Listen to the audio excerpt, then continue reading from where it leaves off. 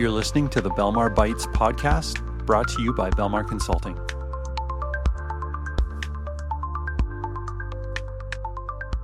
Hey everybody, thanks for joining us. This is episode 15 of Belmar Bites, and Matt, today we are celebrating a pretty amazing milestone in the history of the organization.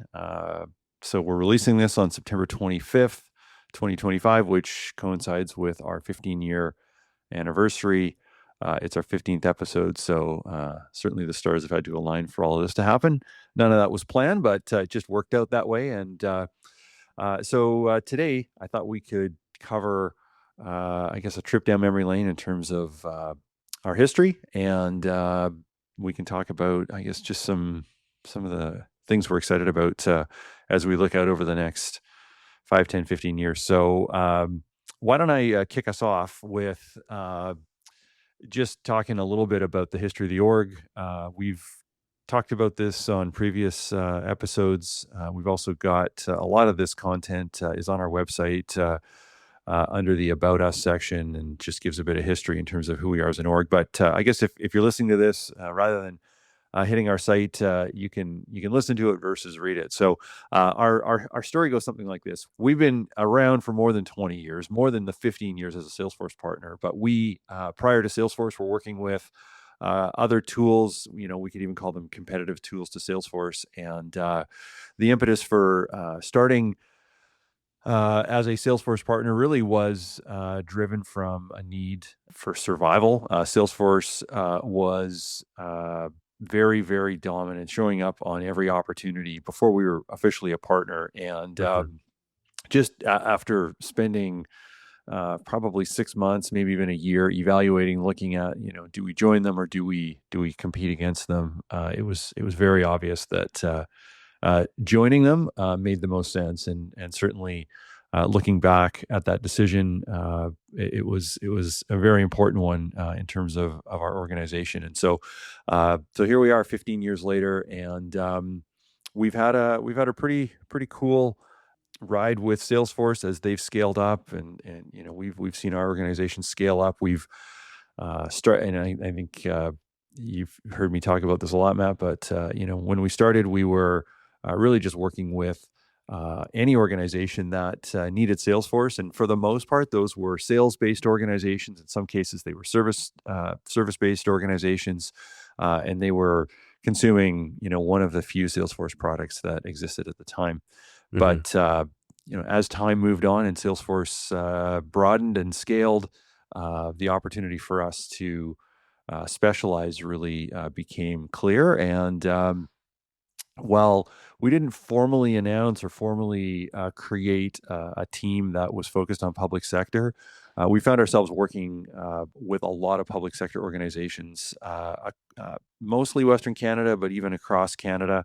And as we worked with those organizations and delivered great value to them, we found ourselves getting introduced to nonprofit and charitable orgs, both in Canada but also in the U.S. And it's interesting when looking back, we didn't go looking for that business. It really came looking for us based on the quality of work that we were delivering to our public sector clients. And these nonprofits, who in many cases were funded by public sector, were seeking out an organization like ourselves that could help them execute on really just delivering on their mission. And they needed a better way to do it other than the collection of tools that they had been using. So we, a number of years after starting down the Salesforce path, we formalized a team around nonprofit. And I know, Matt, you were in the org prior to that getting officially announced, but you probably remember those days well. We were doing a lot of work in public sector, and then just all of a sudden it's like the script flipped for us. It's like all of a sudden just so many nonprofits. So I mean, when you think back on that, give me some thoughts as to, you were newer to the org at that time, but you certainly helped stick handle and navigate our way into that nonprofit ecosystem. So, what's a memory that you got? Yeah. Maybe before I share the memory, Scott, I think you got to give yourself some credit. You totally had this plan to have the 15th episode on the 15-year anniversary. So don't rob yourself of the planning master class there.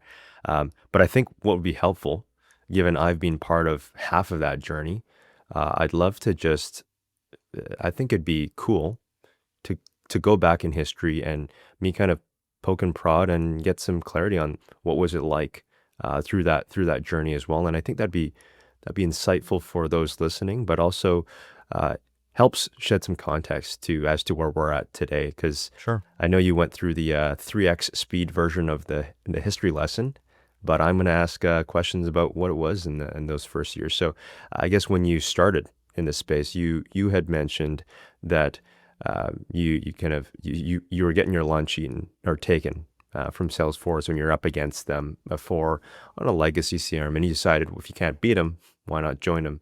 Yeah. But walk me through that first year when you decided to become a Salesforce partner 15 years ago. Where did you get your business from?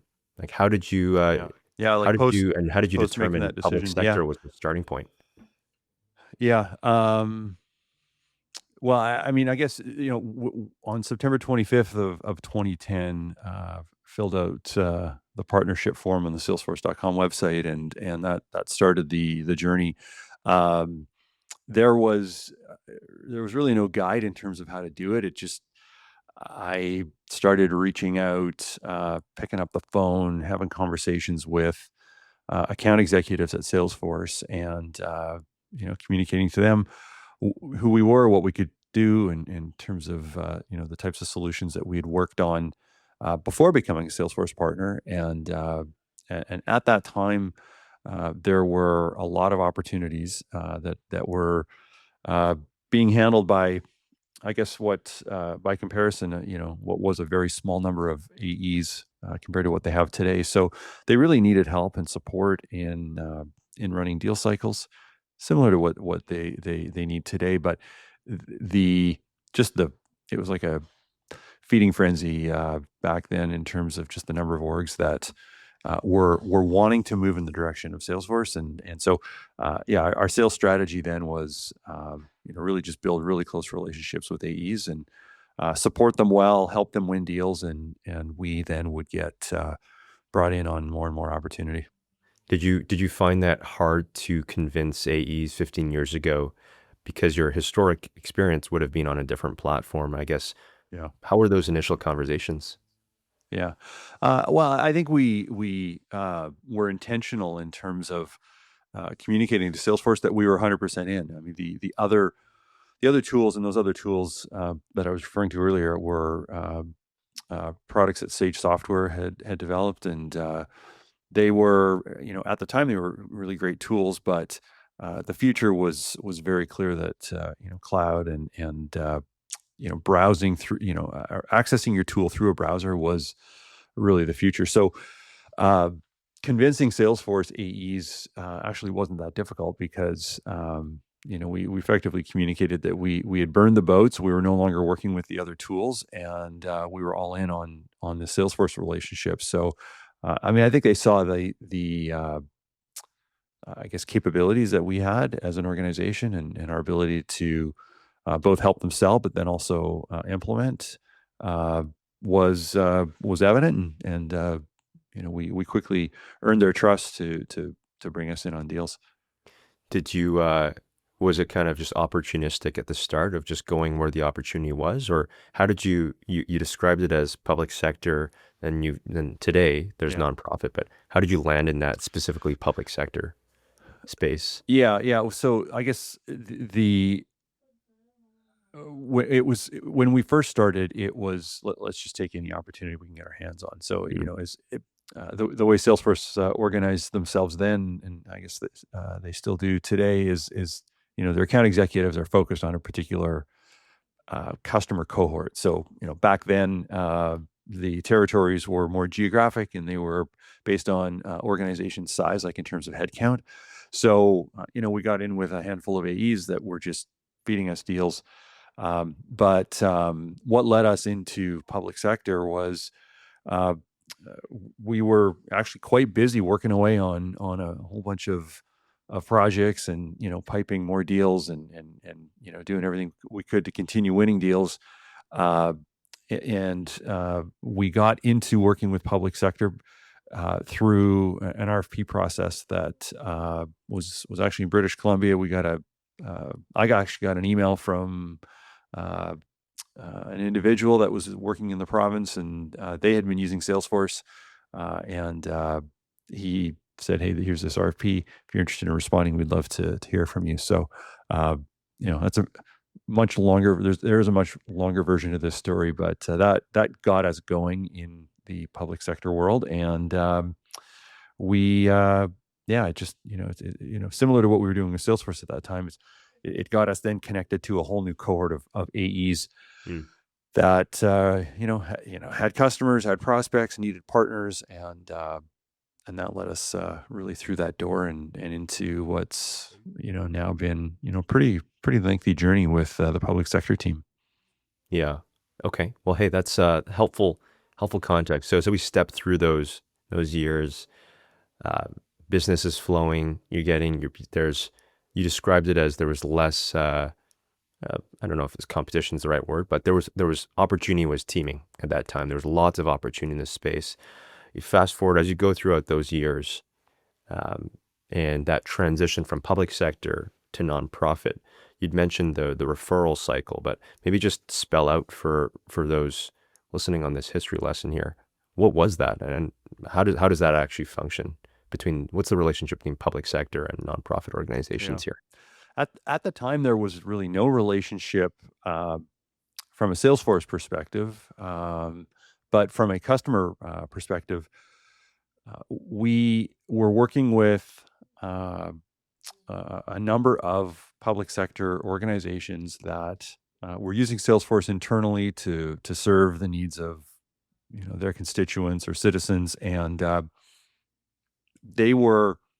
I mean, part of their mandate was also to fund charitable organizations or nonprofit organizations who would, in many cases, kind of deliver that last mile of service.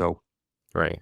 Uh, so they, without our knowledge, with just this all percolated up, sort of without us actually going to market, trying to sell to a nonprofit organization. They just we started getting introductions from our public sector customers. They were saying, "Hey, listen, I want to introduce you to so and so," and then at the same time, the phone would ring, or you get an email from an organization you'd never heard of and had no knowledge really of how they found us until we started that conversation. But it became pretty clear pretty quick that they were seeing what was happening in public sector, and they, in some cases, I mean, they themselves were logging into these tools that we had delivered for these public sector agencies, um, and that was kind of how they got connected to understanding that Salesforce, could potentially be a solution. So, um, yeah, so it was it's funny, when at various points in life or business, you see something kind of start to develop and then take off, Right.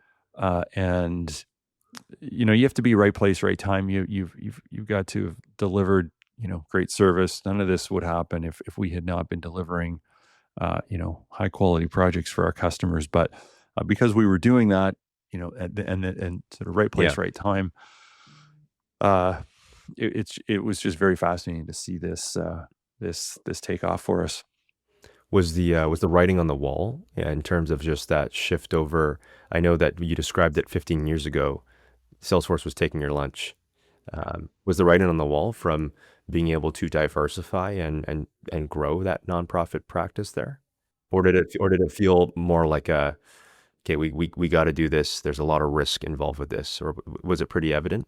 Yeah, well, I guess I'd answer it this way.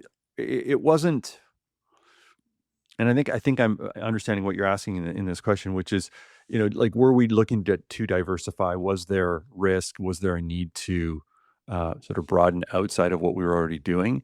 I suppose that's always true. I mean, that's, Hmm. even for us today, that's true.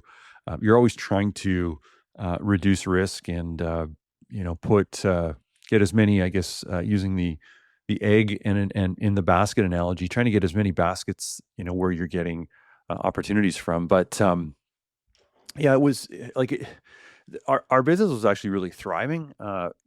As we got connected to the nonprofit community, and I would say maybe another way to answer that is when we first got introduced and connected.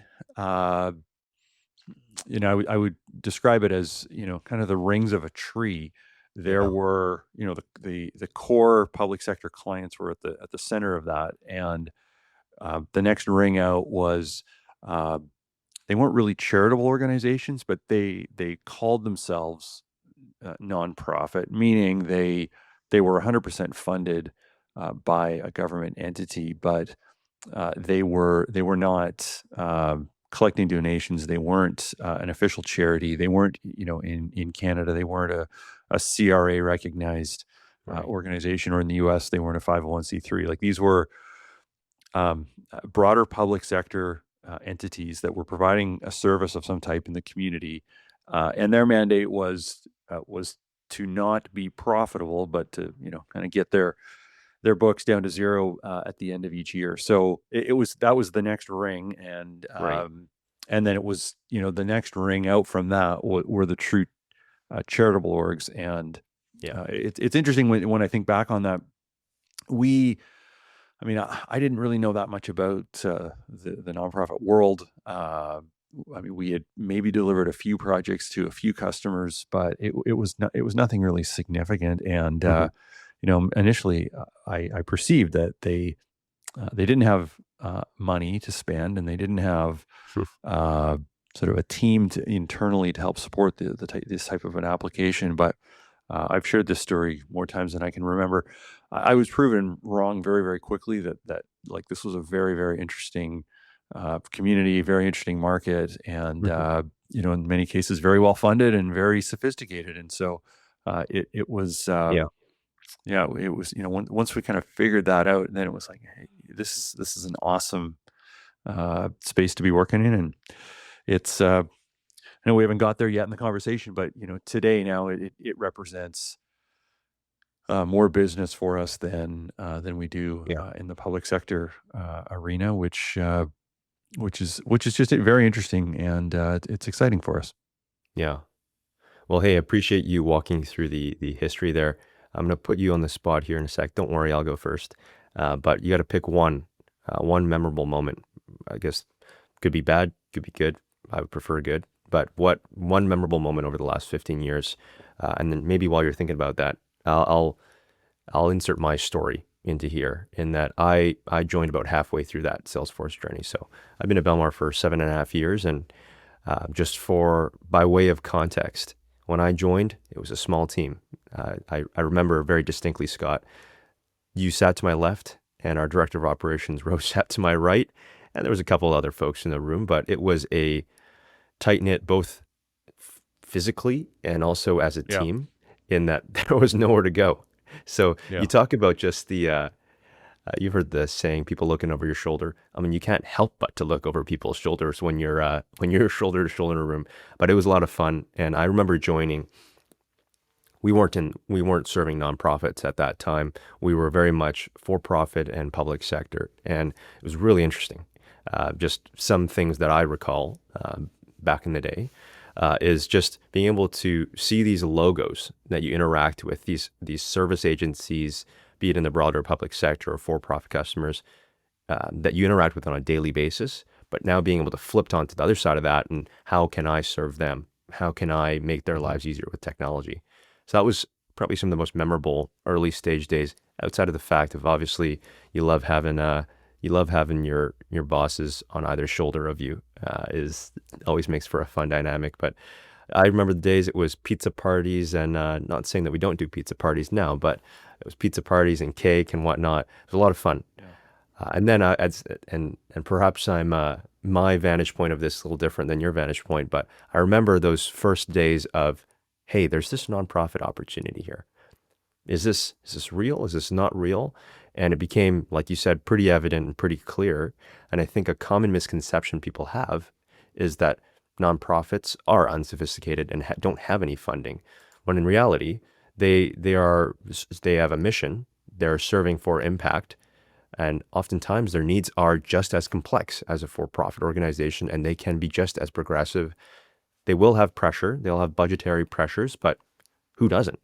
Yeah. Yeah. So I think that is a common misconception, and I quickly learned that there is a lot of really interesting organizations in the nonprofit space that are craving that same technology need as well, and just they're looking for support. So I remember those first couple deals that we were across and projects we were across. It was a lot of fun. It was like a whole new language, but not really, if that makes any sense. In that, yeah, you can see the map over of, okay, well, hey, they could use this. I learned this with this contact center that I was just stood up last month. They can probably benefit from that. And just seeing that mapping and seeing the best practices being formed, at least from a technology standpoint, as I was doing those things, that was really memorable. And fast forward on this, so again, my 7.5 year journey. Fast forward to today, like you said, our nonprofit business surpasses our public sector business, Mhm. and we've been able to serve a lot of really amazing organizations. And that's probably as cliche and as cheesy as it sounds, that's probably been the most memorable part, is being able to now. I'm not just interacting with these public sector and for-profit customers that I see on a daily basis, but looking at, hey, I just saw a TV advertisement about this, or hey, I just listened to a podcast, or I heard about this fundraiser for this nonprofit, and thinking, oh, hey, that's actually I was part of that implementation on the back end there. So that's a really I like to use the mom test for a lot of the stuff that I do and things that I've done in business as well. Is it something that I would be proud of and something that I would not be ashamed of sharing with my mom Yeah. around work that I'm doing? And today that could not be more true. So, anyways, that's my injection into the That's story your here, Scott. that's one of the highlights. Yeah. Well, I mean, I'll share one of mine. We've, I mean, this is probably true in any industry that if you're implementing Salesforce in different, industries other than the ones that we're working in. So I'm assuming this is true there as well as it is here. But um, I think something that was really special for me was uh, delivering applications that, like for an organization, that you knew this tool was going to be in place and operating for the next many years. In Yeah, some cases, like I could think back. I won't actually call out individual clients on this, but I can just think back now to some of the conversations we would have, and they would communicate this idea that this is going to be a kind of a once in a X number of years opportunity for them to really see some significant transformation. And maybe just with more of our roots were in that for profit, where companies would just spend money, and if it didn't work, okay, well, throw that out, try something else. Okay, that didn't work, throw it out, until they got it right. This cohort of customers that we were working with, both from a public sector, but also um, from a nonprofit perspective, they just didn't have the yeah, budgets to just sort of spend some money and see if it worked, and if it didn't, oh well, no big deal, we've got more money to try something else.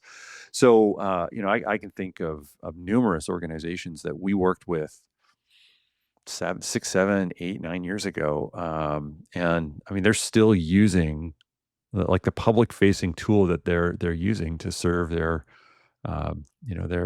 clients or citizens, uh, is the tool that we built. And yeah, it's aged well, in that as Salesforce have improved their technology and their platform, these tools have continued to evolve without the customers having to make in some yeah, cases any further investment. So it's pretty cool. I guess I think of it through that lens of a legacy. We've yeah, built tools for orgs that have been using these tools for many years, and will continue to use them for many years. And that's pretty amazing to be part of that type of a relationship, and that kind of an experience. So I would say that's I'm generalizing in that example, but it's pretty cool to see the impact that we've had. yeah, yeah. I agree. I cannot agree more. I guess if you think about, we're 15 years, what does the next 15 years look like? And granted, that's it's a long time horizon, tough to tell the future, but Yeah. I guess as you look out into the future, what is something Yeah. that you use the word legacy? And I don't think we talk a lot, Scott, and I don't think I've heard you reference legacy. So maybe share with those listening and just what are we trying to accomplish here? What does Yeah. the next 15 years look like? Yeah. I mean, I think you and I are pretty aligned on this in terms of just, continuing to build a business that uh, is delivering value to our customers. At the end of the day, none of this is possible without our customers. So thank you, first and foremost, to our customers that have put their trust in us. Um, but yeah, I mean, 15 years is a long time horizon. But if I was to, I guess sort of where are we 15 years from now? Um, we've navigated at that point we would have navigated through arguably the largest technology change that we've ever seen in our lives with AI, and we're still very early in that Yeah, in that evolution. But even 5 years from now, it's just going to look so different, and I'm really excited about where that leads us, because I mean now Salesforce have AI capabilities in Agent Force and Data Cloud, and they've got the foundation in place. But I think the real use cases that our customers are going to be benefiting from, like those conversations, are now just starting. So uh, it was, I guess, Matt, it reminds me of sort of back, call it 15 years ago. There was a sales strategy, or a sort of yeah, there's this term called FUD, creating fear, uncertainty, and doubt. Like if you can create, we're not out to create fear in somebody's mind, but if you can sort of position in their mind a problem that they may not know that they have, yeah, and e- establish like the uncertainty that would rest on that particular issue, you can invoke a customer to move forward with solving yeah, that problem. uh, and so I think phrase that we used to use is, what is your cloud strategy? And it's a little cliche to say, what is your AI strategy? But I feel like we're back where we were 15 years ago, where hmm, organizations were moving, like they were like transformational shifts away from traditional IT to cloud. And now I mean, cloud is pervasive. Now it's this shift in the direction of AI. So uh, yeah, I mean, personally, I'm really excited. I think we as an organization are incredibly well positioned. We have customers that love working with us, and I just think there's, yeah, incredible opportunity for us as we look into the future. yeah. It's really exciting. I mean, I think it's super, super interesting, super exciting, and just how quickly this landscape changes. And you've seen it and a move from, and I won't assign different ages to it, but you've seen it evolve over those last 15 years, and just seeing the rate of evolution over these next even months is crazy. I think of, I mean, just for full disclosure, I mean, I barely Google things anymore. I ChatGPT, Gemini, Grok, like whatever it may be, because I can get that much more pointed of an answer. And that is a very basic. Who would have thought 5 years ago that that would be the primary interface? And again, I don't think everybody's doing what I'm doing, but certainly I've just stopped using that as an interface. I no longer have to scroll through 6 sponsored links and then get to the one maybe answer that I'm hoping for. So it Yeah. just, in terms of just that distillation of information and just the rate of evolution of AI, it is super interesting. And I think there's no better time right now. But as you were saying that, prompted a couple thoughts here of just being able to see that transformation. I think of it as we have helped a lot of our clients and are helping a lot of our clients write their books. And we will get to, I think the most fulfilling part is being able to see how that story ends, of you get to see how this ends and how they go off into the future as well. And this is not a TV series where you're left thinking, oh, I cannot believe they ended this show. It's a good conclusion, if you will, there. And I think the best part about it, you said Salesforce ages well. I've worked across a lot of technology platforms, and I can tell you they get dated, they get obsolete very, very quickly. And this is it's really exciting to be banding to Salesforce as well, because they're able to recognize that they need to evolve as a platform as well. And Yeah. it's always something new. Salesforce will always come up with something new, and that's often tied to what people should be doing, Yeah. what people should be thinking about. So I'm excited. I'm glad you kind of cast that into the future. I'm excited as well. And I think we are, as cliche as it sounds, I think we're just scratching the surface in terms of Yeah. what we actually can do for organizations. And that's the exciting part of that journey. Absolutely. Well, Matt, this has been a good conversation, and I appreciate your insight into this. And it's been fun just talking about the last 15 and sharing a few ideas in terms of where we think we're going next. So with that, we'll wrap. And thanks everybody for listening. And be sure to check out other episodes of Belmar Bites. Great. Thanks, Scott. This has been another episode of Belmar Bites, brought to you by Belmar Consulting. You can follow us on Apple, Spotify, YouTube, or on our website at belmarcloud.com.